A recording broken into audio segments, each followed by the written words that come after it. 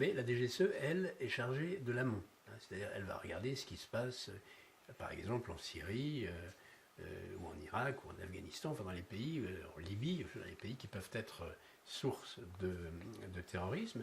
Puis non seulement elle va se renseigner, mais aussi elle va entraver. Entraver, c'est-à-dire c'est empêcher. Et empêcher, il y a différentes façons d'empêcher quelque chose. Ça peut être aussi par la coopération, avec, quand on peut s'appuyer sur tel ou tel service étranger. Ça peut être... voilà, mais c'est pas comme on l'imagine peut-être un peu rapidement. Ça consiste pas seulement à éliminer des gens ça et là, ça consiste à empêcher. Il y a plusieurs façons d'empêcher, y compris par des moyens qui ne sont pas des moyens directs. Malheureusement, dans votre carrière, oui, vous étiez encore en poste, si mes souvenirs sont bons, votre département s'est rapproché aussi de votre mission. On a vu ces jeunes d'Haute-Saône partir dans un pays que vous venez de citer, la Syrie, un pays que vous connaissez bien. Est-ce qu'à ce moment-là, comment vous avez réagi? Qu'est-ce que vous vous êtes dit? Écoutez, alors je me suis dit plusieurs choses.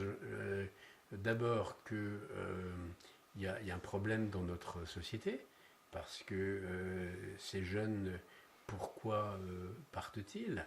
Alors, il ne s'agit pas de trouver des excuses à tout, mais il faut d'abord expliquer. Et donc ces départs signifient qu'il y a quelque chose qui ne va pas dans nos sociétés pour que des jeunes soient prêts non seulement à sacrifier leur vie, mais aussi à porter atteinte à celle de leurs compatriotes. Il faut que quelque chose n'aille pas. Et donc ceci m'amène à penser que même si le rôle des services de renseignement, c'est de lutter contre le terrorisme, de l'entraver, mais il y a aussi un travail politique plus en profondeur à faire dans nos pays pour empêcher ce phénomène, pour remédier à ce problème de radicalisation, qui est un problème extrêmement complexe. Et puis d'autre part, dans les pays qui sont des sources de menaces pour nous, il y a là aussi notre rôle, c'est d'empêcher la menace de se concrétiser, mais c'est aussi d'agir sur un plan politique pour que les circonstances qui ont permis la création de ces foyers de terrorisme, que ces circonstances-là n'existent plus. Donc ça veut dire qu'il faut s'attaquer aux problèmes politiques de fond, c'est qui est surtout un travail des diplomates. Ça peut être parfois un travail de renseignement aussi par des contacts indirects, paradiplomatiques, mais c'est d'abord le travail des diplomates de trouver des solutions politiques en Irak, en Syrie, même si c'est très difficile, en Libye, au Mali ou ailleurs. Est-ce qu'on a été plus touché quand on a vu ce que j'ai dit tout à l'heure, ces jeunes qui venaient de votre département de cœur, pour Sur-Saône et Vesoul, partir là-bas? Est-ce que vous, Bien sûr. Ouais. Ça interpelle, et ça interpelle encore plus quand j'ai eu l'occasion de rencontrer au hasard de conférences que je donnais ici et là, des proches de jeunes qui étaient partis pour la Syrie, dont certains étaient morts. Que là, on réalise mieux que c'est quelque chose de tout à fait concret, c'est pas quelque chose d'abstrait, et donc ça interpelle encore plus. Si vous voulez, comment est-ce que notre société a pu produire ce genre de situation, et qu'est-ce qu'on peut faire pour empêcher qu'elle se perpétue ou qu'elle se renouvelle? Est-ce qu'à un moment donné, on n'est pas, renseignement de tous les pays, hein, France, États-Unis, est-ce qu'on n'est pas dépassé par ce monde qui va trop vite? On pourra mettre tous les moyens qu'on voudra. Est-ce que vous êtes spécialiste du monde arabo-musulman? Est-ce qu'à un moment donné, on n'est pas, est-ce que ça va pas un peu trop vite? Est-ce qu'on n'a pas du mal à suivre? Écoutez, il serait prétentieux de répondre par la négative, mais le rôle, là vous me faites parler plus de renseignement que de diplomatie, même si les deux sont complémentaires. En fait, diplomatie comme renseignement doivent anticiper les événements. Et je relisais dans un livre d'un de vos confrères quelque chose que j'avais oublié. J'avais oublié que je l'avais dit, mais dès 2011, en fait, déjà, je m'inquiétais de la radicalisation. C'était avant qu'on ait les attentats en France, mais on s'attendait à des attentats. Que ce soit les services intérieurs ou les services extérieurs. À l'époque, j'étais coordonnateur du renseignement. Et on sentait monter cette question de radicalisation. Donc nous ne pouvons pas dire que nous avons été surpris. Il y a un certain nombre de choses qui ont surpris, bien sûr.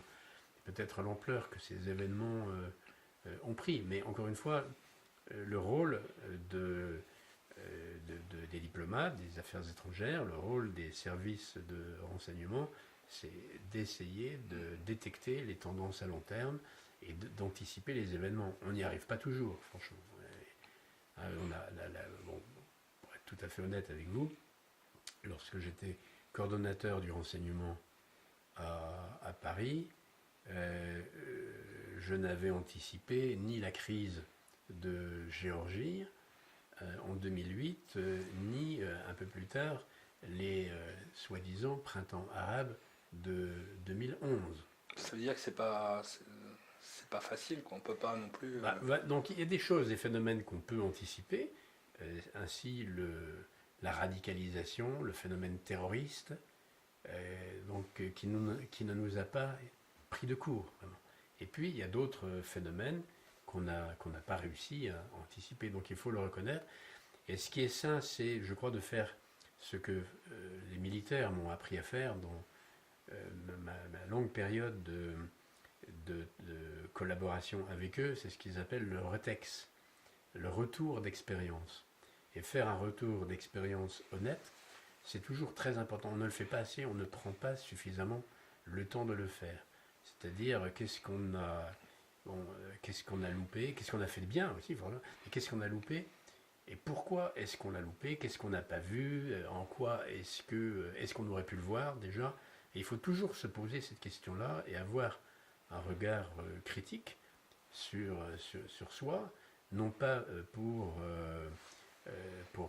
se couvrir le visage de cendre, mais simplement pour être plus efficace à l'avenir et pour changer son organisation, pour être plus à l'écoute des tendances dans le monde qui peuvent annoncer quelque chose. Quels sont les moments qui vous ont marqué dans votre carrière?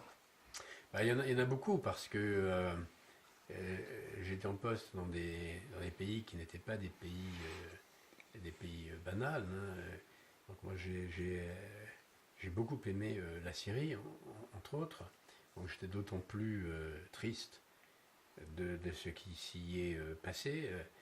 L'Irak a été aussi une période extrêmement dense, intense, parce qu'on était dans un basculement. Après l'intervention américaine, la France était complètement marginalisée, donc sans aucunement renier ce que nous avions dit et fait, il fallait rentrer dans le jeu, et puis en même temps échapper aux attentats qui avaient lieu tous les jours autour de nous. Mais ces moments-là rendent les relations beaucoup plus fortes, et je dirais beaucoup plus vraies, parce que des personnes qu'on n'aurait pas remarquées peuvent montrer beaucoup de fermeté de caractère, de solidité face à ces événements, et puis d'autres qui se mettent en avant, au contraire, étaler leur fragilité dans ces cas-là. Donc ce sont des moments de vérité qui donnent aux rapports humains une intensité particulière. Et puis, dans ces circonstances dramatiques, on a le sentiment de pouvoir vraiment participer à l'histoire, même si la France au départ était marginalisée. Et on disait beaucoup de mensonges sur ce qu'avait été notre attitude. Et on a pu démontrer et convaincre finalement à une grande partie des Irakiens que tout ça n'était pas vrai, que la France avait des positions de principe. En Bosnie-Herzégovine, c'est un peu la même chose aussi. Donc les uns ou les autres, pour ne pas les nommer les Américains, insinuaient que la France avait été animée par son parti pro-serbe, alors qu'en réalité, c'est la France qui a eu le plus de morts parmi ses militaires là-bas. Donc moi, je ne cessais de le rappeler. Et d'ailleurs, j'ai fait sortir le monument aux morts que Jacques Chirac avait inauguré à l'intérieur de l'ambassade. Je l'ai fait sortir des murs de l'ambassade pour le mettre en ville. C'était une vraie bataille, d'ailleurs, avec la municipalité de Sarajevo, mais pour montrer aux habitants de Sarajevo que la France avait sacrifié 80, les vies de plus de 80 soldats pour la justice et pour la liberté en Bosnie.